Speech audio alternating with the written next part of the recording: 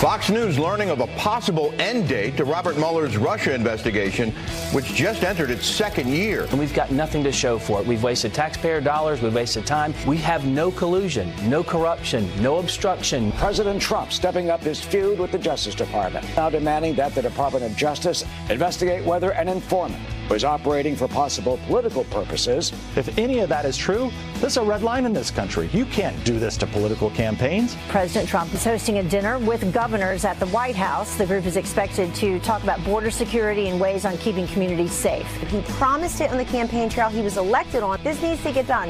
I went for long walks in the woods. I had my fair share of Chardonnay. I practiced yoga and alternate nostril breathing. No, I'm not over it. The NASCAR champ is racing to the White House today. President Trump welcoming Martin Truex Jr., the first time that a NASCAR champion has visited the White House under the Trump administration.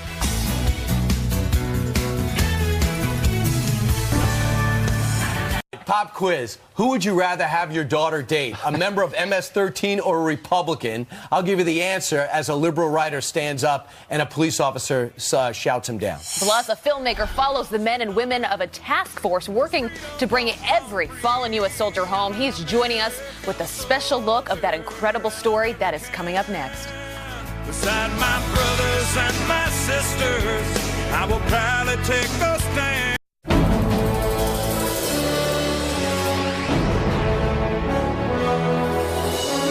In his poignant documentary, Until They Are Home, filmmaker Stephen Barber follows the men and women of the Joint POW MIA Accounting Command, or JPAC, a task force dedicated to recovering the remains of fallen U.S. soldiers. Joins us right now with his insight into this unique task force and its mission, filmmaker Stephen Barber. Stephen, good morning to you. Well, what an honor. What a pleasure. Thank you. Tell us a little bit about Until They Are Home. Where'd you get this idea? Well, I was working with a 98-year-old veteran who just passed away. His name's Leon Cooper, and he was a Higgins Boat commander in the Battle of Tarawa.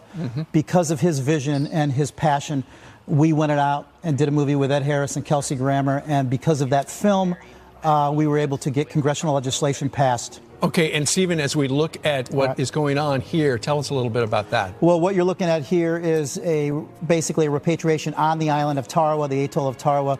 We brought home 2 sets of remains here, but we found a mass grave.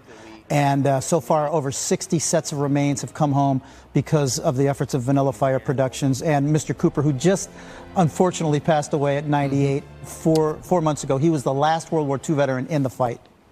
The fight on Tarawa was terrible, and 500 men were left behind, their bodies. Right. And so this is all about trying to bring them home, ultimately, which, as we come up on Memorial Day, this is what we're all thinking about. You never leave a man behind. We never leave a man behind. In fact, I met Steve Mnuchin and Thomas Barrack. They took this to President Trump to do a White House screening because we want to bring wounded warriors, we want to bring the families of the MIAs to the White House to do a screening, because there's nothing, and I mean there's nothing more important than bringing home our fallen. 88,000 missing from World War II. Let me repeat that, 88,000. Oh, I know. We've got some of the stats over on the big screen right there. The number of Americans missing in action is unbelievable. World War II, 72,000. Korea, 7,000. Vietnam, 1,500. The Cold War, 126. Now, out of those, about 40,000 are recoverable. We know right now that there's still 500 folks left on Tarawa because of Mr. Cooper and the hard work that we've been doing. Like I said, 60 sets of remains. We've had 21 funerals. And you know what, Steve? There's no limitations, no statute of limitations on death. When people say, why should we bring these people home? They're dead. It's not about that. It's about the generations that have been waiting for these people to come home for 7 decades. And when you go to a funeral and you watch somebody cry, that has been waiting 72 years. Sure. I have no words.